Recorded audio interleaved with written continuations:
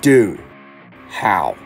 Literally, how in the fuck did this just happen? This isn't hell freezing over, this is hell descending into the fucking ice age.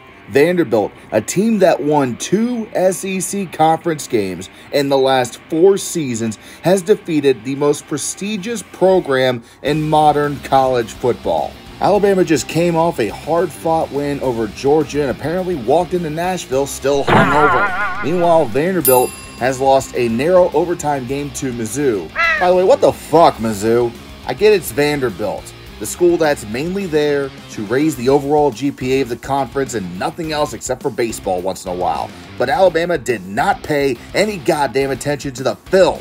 I know Saban called Nashville the easiest place to win in the SEC, but you still need to do the fucking film study, guys. Yes, they lost to Georgia Southern, but they also beat Virginia Tech and nearly upset Mizzou last week in overtime. Meanwhile, Alabama blew a massive lead to Georgia last week and nearly lost the game if not for Jalen Milroe just saying, fuck it, Ryan Williams is open down there somewhere. And it's not even like Alabama gave up some fluky bullshit to lose. Vandy led the entire game. Alabama got within 2 points of the lead and promptly gave up more points to this fucking offense. This wasn't an upset, this was a statement. Vanderbilt beat Alabama the entire game from start to finish, and there was no mistakes to blame for this loss. Their defense just wasn't there. Jalen Milroe threw 1 pick 6, sure. The rest of the game was pretty solid by him. They even got another big Ryan Williams catch with under 5 minutes to go in the game. But it didn't matter because there is a new name to haunt the dreams of Alabamians everywhere.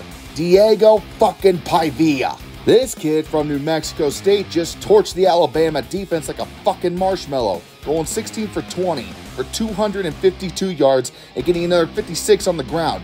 You fuckers should not be surprised, especially since last year he was playing for New Mexico State where he threw for 26 touchdowns, only 9 interceptions for nearly 3,000 yards in passing. Dude is a beast, and he's not afraid of the big stage. No quarterback has played this well against Bama in over a decade. Fun fact, he also just completed the Iron Bowl double shot because he not only beat Alabama, he beat Auburn last year for New Mexico State. Vanderbilt has struck gold with this team, and while they will not win the SEC, they're going to be feared for the rest of the season. As for Alabama, I have zero sympathy for you. We all knew this shit would hit the fan at some point early into the DeBoer era, but holy fuck, dude.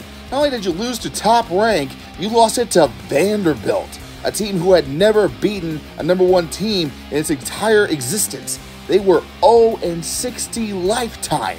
You were favored by 22.5 points. In Nick Saban's tenure as a coach, Vanderbilt scored 13 points all time. You just gave up 40.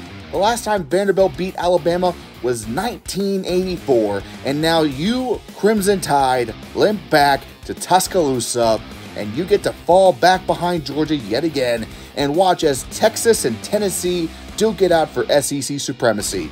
If you want to make it back to Atlanta this December, you need some fucking help and soon. There was a lot of talk about the SEC potentially cannibalizing itself this season, and right now they are feasting on each other like a Chinese buffet. Alabama is now proven to be mortal. They are not the gods of college football any longer. Nick Saban is gone, and Kalen DeBoer is not Nick Saban. You went from roll tide to crushed by anchors, and now Vanderbilt is pimp walking all over your damn graves. Well done, Commodores. You have pulled off an improbable win against Alabama. There's only one way to celebrate.